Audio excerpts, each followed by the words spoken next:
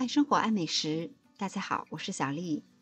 我们今天来做一款无糖、无油又非常好吃的小零食——红枣山药手指条。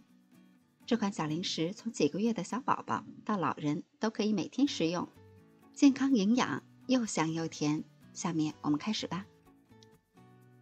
准备一段山药，清洗干净，去皮。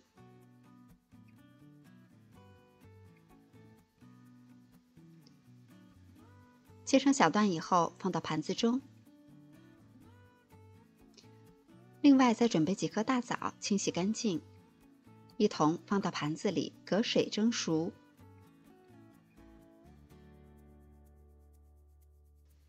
蒸熟的山药取120克，放到料理机中。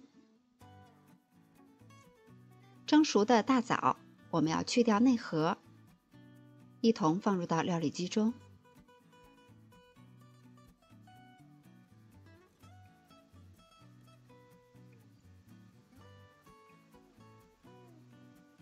再加入1个鸡蛋黄，盖好，打碎。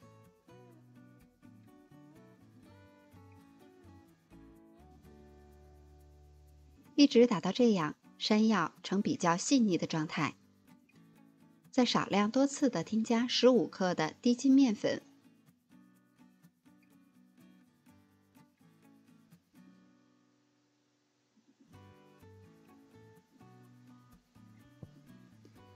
搅拌好了以后，呈这样非常粘稠的糊状，装入到裱花袋中。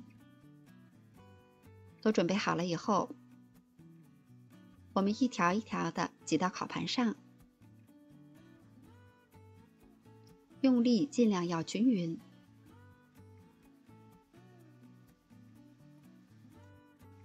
烤箱需要提前预热5到10分钟，150度上下火烤20分钟左右。烤到我们的手指条上色均匀，就可以出炉了。这是一款健康又营养的小零食，非常适合挑食的小宝宝和老人食用。因为它的主要材料是山药泥，所以烤出来口感并不是酥脆的，但添加了很多的大枣，吃起来又香又甜，味道还是很好的。如果你也喜欢这款小零食，就快动手试一下吧。我是小丽，每天都做好吃的，明天见。